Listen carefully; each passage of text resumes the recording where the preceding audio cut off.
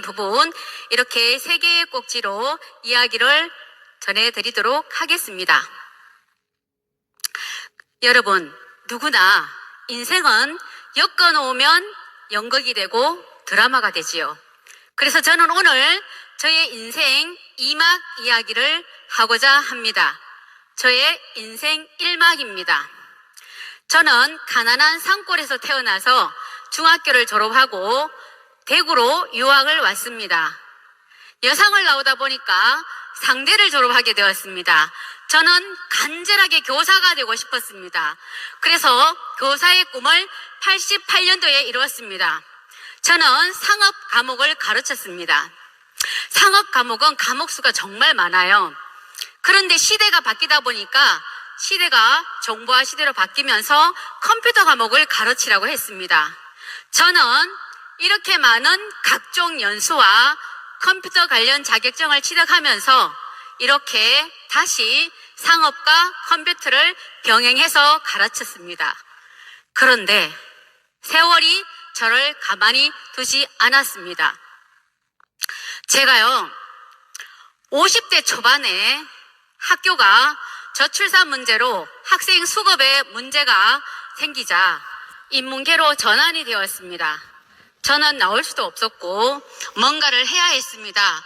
그래서 다시 선택했던 것이 국어였습니다. 복수 전공으로 다시 국어를 공부를 하고 이렇게 국어교사 생활을 7년을 했습니다. 이 과정을 거치다 보니까 저의 몸이 이렇게 바뀌었습니다. 저는 비록 키는 이렇게 자그마하지만 그래도 봐줄 만한 몸매는 됐었는데요. 어느 순간 살이 이렇게 계속 쪘습니다. 밥은 고양이 밥을 먹어도 찌더라고요. 그래서 늘 이렇게 힘든 생활을 했었는데요. 2018년이었습니다. 3월달 신학기 정말 힘든 시기였습니다. 3월달에 아침에 일어났는데 온몸이 퉁퉁 부었습니다. 눈을 뜰 수가 없었습니다. 그래서 조퇴를 맞고 병원을 갔습니다. 병원에 갔더니 간 수치가 술을 말로 먹어야 될 만큼 나왔고요. 처음으로 갑상선 기능 저하가 심각하다는 판정을 받았습니다. 저는 늘 에너지가 없었고 그리고 무기력했고 마치 배터리 방전된 상태로 살았습니다. 2020년 2월에 명퇴를 결심하고 5년을 남겨놓고 명퇴를 했습니다. 살고 싶었습니다. 그리고 2020년이면 코로나 시국이라서 아무것도 할 수가 없었습니다. 그래서 저는 남편과 함께 뒷산만 오르내리면서 잘 쉬었습니다. 그런데 제 몸이 달라진 것은 없었습니다. 그런데 이듬해 2021년 퇴직교사 모임에서 동료 교사였던 김현순 사장님으로부터 PM을 소개받았지만 제가 이미 타사 제품을 많이 먹고 있던 터라 아까워서 기다렸다가 2달 후에 먹기 시작했습니다. 한 3, 4개월쯤 먹었을 때 제 몸이 이렇게 바뀌었습니다. 저 20년 2월의 사진을 보면 팔뚝이 엄청나게 굵지요, 그죠? 예. 어지간한 사람 다리 한 통은 되겠죠, 그죠? 근데 팔이 생겼어요, 가늘게. 그리고 허리도 묶을 수 있는 사람으로 바뀌었습니다. 개미 허리는 아니지만, 얼굴도 성형을 하지 않은데 턱이 날아갔습니다. 요렇게 바뀌더라고요. 저는 병원을 다시 가야 했습니다. 살이 빠졌으니까. 병원에 가서 다시 피 검사를 했습니다. 그랬더니 간 수치가 엄청나게 내려왔습니다. 그리고 갑상선 기능 저하약은 줄여서 먹으라고 했습니다. 그리고 또 생각해 봤더니 퇴직할 무렵에 오른쪽 팔이 너무 아파서 이 병원 저 병원을 전전했었는데 그것이 괜찮아졌어요. 그것은 문제가 뭐였냐면 염증이었거든요. 염증 수치가 줄었습니다. 저는 퇴직하면서 놀 생각은 없었습니다. 일찍 나왔으니까요. 놀 수는 없잖아요. 그래서 노후가 걱정이 됐습니다. 물론 연금 있습니다. 근데 노후가 누구나 걱정되기 때문에 저런 책들이 시중에 많이 나와 있죠. 저는 사실은 퇴직하면서 계획을 다 잡아놓고 나왔습니다. 방과 후 교사 하겠다고. 예, 그러면 연금 받고 방과후 교사하면 돈 100만 원 벌면 살 수 있겠다 싶었습니다. 그런데 코로나 시국이다 보니까 아무도 저를 불러주지 않았습니다.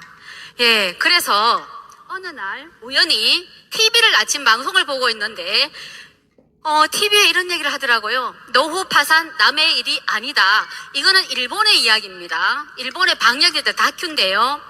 연금이 부족하다. 병원비, 간병비로 돈을 다 쓴다.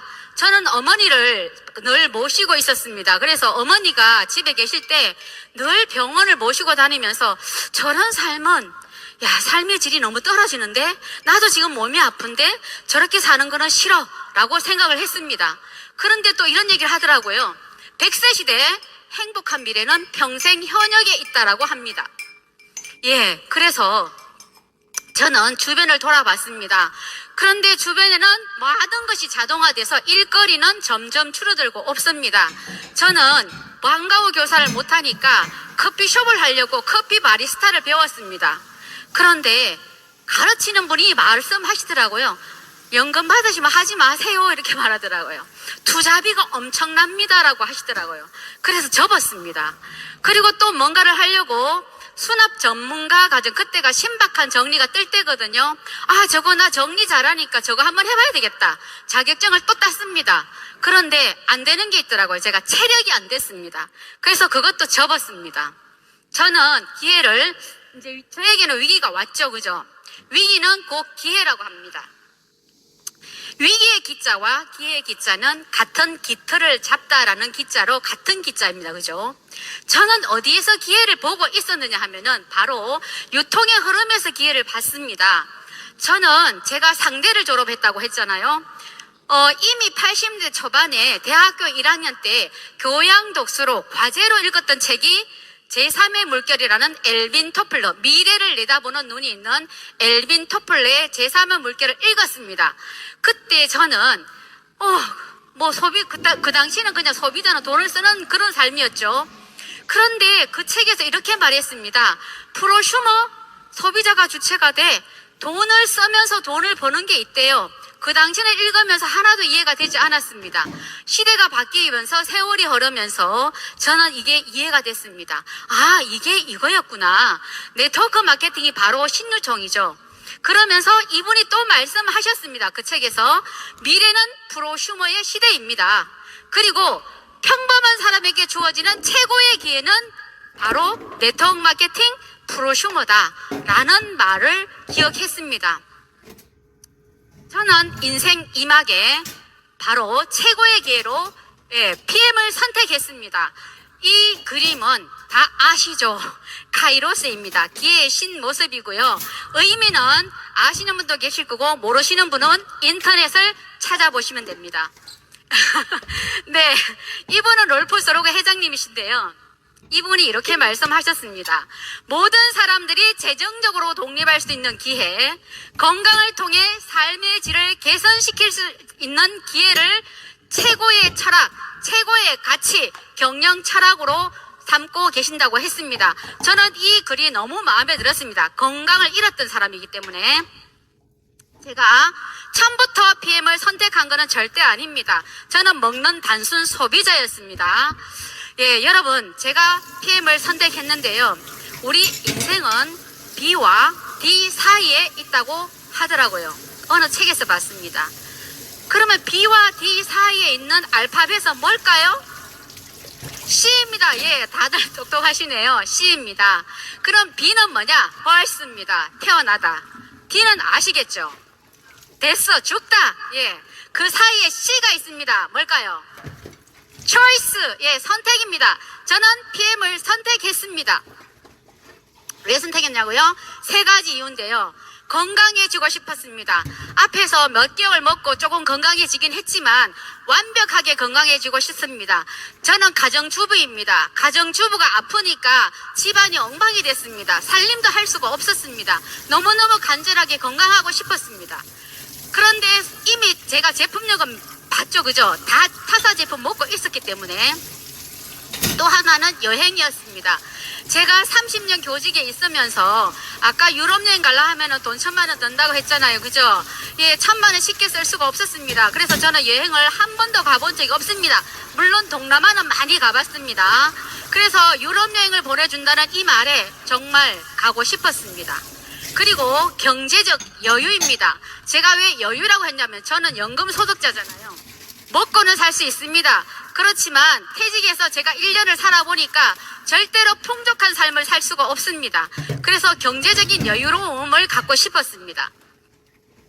저는요, 아이고, 잠깐만요. 여기 먼저 나오면 안 되는데. 예, 그냥 말씀드릴게요.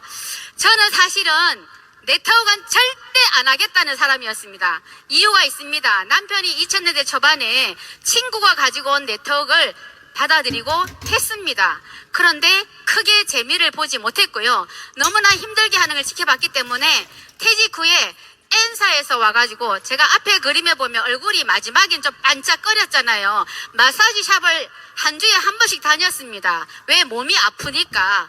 예, 그래서 그 회사에서 집에 와가 마사지를 해주면서 이 사업 같이 하자고 했습니다. 그런데 이거 노동이더라고요. 마사지를 내가 어떻게 해? 나는 못하겠습니다. 그리고 보험을 같이 하자고 했습니다. 퇴직하니까 여기저기서 제의가 많이 들어오더라고요. 그것도 제 적성에는 안 맞다고 생각했습니다.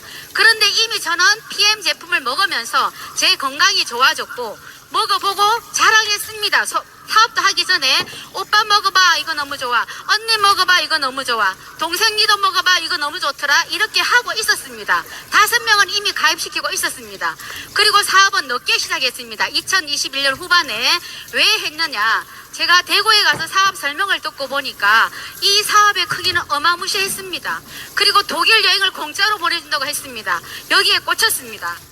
예, 처음에 누구나 먹으면 건강하다는 걸 제가 이미 알았죠. 그 다음에 사업이 글로벌 원서버 시스템으로서 사업 확장의 무한성입니다. 제가 생각한 겁니다.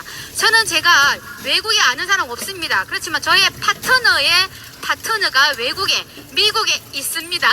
이게 가능하더라고요. 보상이 다양했습니다. 저는 여행에 꽂혔지만 어떤 사람은 차에 꽂히죠. 그죠? 그리고 돈은 그냥 따라옵니다. 네, 너무 좋았고요.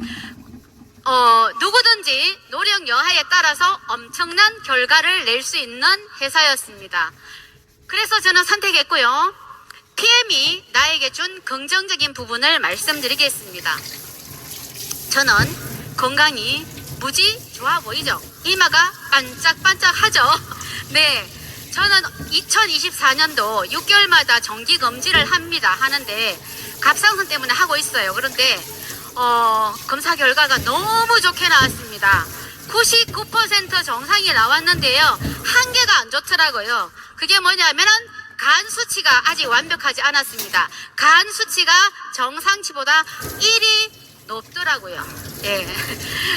예, 얻었습니다. 자, 제가 두 번째 하고 싶었던 게 여행이었죠. 제가 21년 늦게 시작해서 22년에 여행을 가고 싶었습니다. 열심히 했습니다. 다녀왔습니다. 독일로. 23년에 네덜란드로 다녀왔습니다. 23년에는 또 4년에는 스페인 마드리드로 다녀왔습니다. 제가 이런 삶을 살고 있습니다. PM으로. 예, 그리고 12월에 여행을 이제 23년에 갔습니다. 체코 프라하로 다녀왔습니다. 말로만 듣던 프라하.